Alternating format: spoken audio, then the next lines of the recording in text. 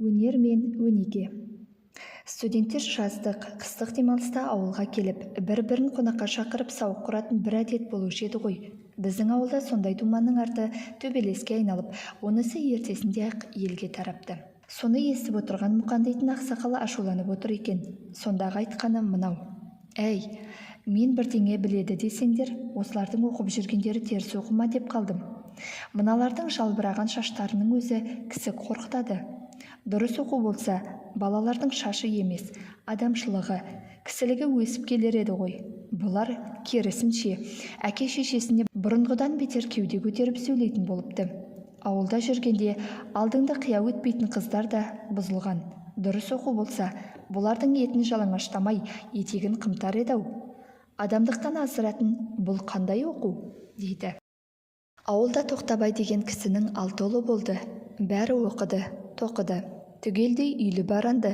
Бірі әнші, бірі күйші, бірі дәрігер, бірі тілші дегендей қызмет істеп жүр.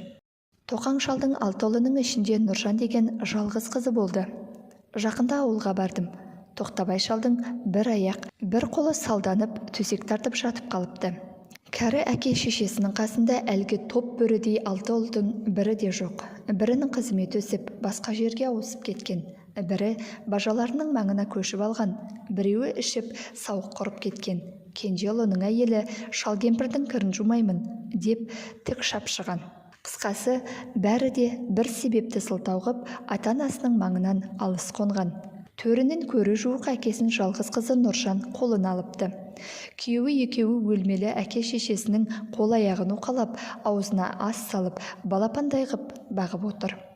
Тоқаң айтады: «Өнер қуған 6 ұлдан өнеге қуған бір қызым артық екен» деп.